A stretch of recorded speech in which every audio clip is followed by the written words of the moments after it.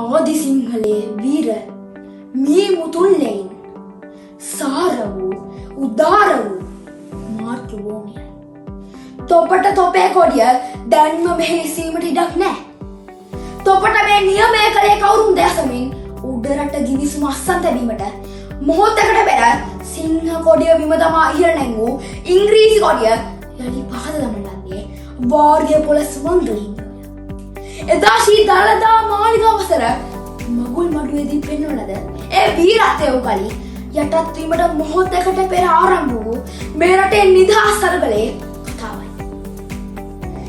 ඒ මොහොතේ පටන් අනවරතව වසර 133ක් පුරා ගලා ගිය වීරවන්ගේ වීරත්වයේ සමස්තය වූ කලි මේ රටේ නිදහසයි. මේ රමණීය දිවයිනේ සොබා සෞන්දර්ය අසීමිතයි. ගලාන දියැලි අපට අනන්‍ය වූ වනසත් උරුමය ආදී පරයමින් මේ රට අලංකාර වී ඇත්තේ වීරන්ගේ යශෝරාවේනි. සීකරගන්න වීර කැප්පෙඩි වන නිලමේතුමන්ගේ කියවන. තොපගේ මේ කොඩියත් තොපගේ ආයුධ අතරගෙන ආපසු යනු තොපගේ තුවක්කු වලින් තොපට පහර දීම සිංහලයන්ට මදිගමකි. කැප්පෙඩි වල දිසාව ඉංග්‍රීසීන්ගේ සිංහල නිදහස් කර ගැනීම පිණිස සටන්ව දින බව මහනුවර එජන්ත තැනට දක්වනු. ඒ 1818 ඌව වෙල්ලස් සරගලේ වීරත්වයයි. එතැන් පටන් ආරම්භ වූ ජාතියේ නිදහස් සඳහා වරගලයේදී මුණරවිල කැප්පෙඩි පොළ, ඇහැලෙයි පොළ මහ නිලමේ, මඩුගල්ල නිලමේ සිය ජීවිතය මේ දේශය වෙනුවෙන් කැප කළා. 1848 මාතලෙන් ආරම්භ වරගලයේදී වීරපුරන්නක් වූ කාලෝ අප්පු වීතිපලේ බණ්ඩා කුඩාපොළ හිමියන් වැනි වීරවරයන් ඉංග්‍රීසි අධිරාජ්‍යවාදයට එරෙහිව අපිත් එක්ක සටන් කළා.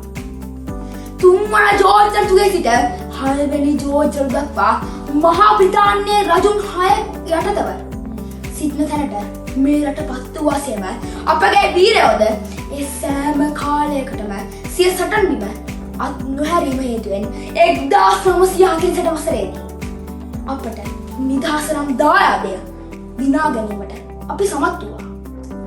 ලේ නොසෙල්වා ලබාගත් නිදහස අසල්වැසි රටවල නිදහස වූ හේයින් නොමිලේ ලබාගත් නිදහස ලෙස සමහරු අපේ වීරයන්ගේ සටන් බාල්දු කරනවා දැකිය හැකියි. උපන් බිමත් වැදුමවත් ස්වර්ග රාජයට වඩා අගනාව පසක් කරමින් මේ දේශයෙන් නිදහස වෙනුවෙන් ඒ වීරයන් දියත් කර අරගලයට එවැන් කියමන් ගැරහුම් ලෙස සැලකිය යුතු වෙනවා.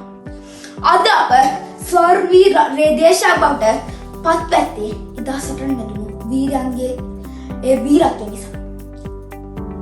මම මේ කතාව ඉවර කරන්නේ එදා එස් මහින්ද හිමියන් අපේ මේ දේශය වෙනුවෙන් සටන් නැදුණු ඒ වීරයන් ගැන කියන කතාවක. කෙස් ගස පවා වෙන රට මිනිසුන්ගේ උස් නිදහස පිණිස සටනට යොමු වන්නේ. හිස් මොළ තිබෙද්දිත් මේ වග නොතකන්නේ. ඇස් ගෙඩි වලට හෙන ගහලද සිහලුම්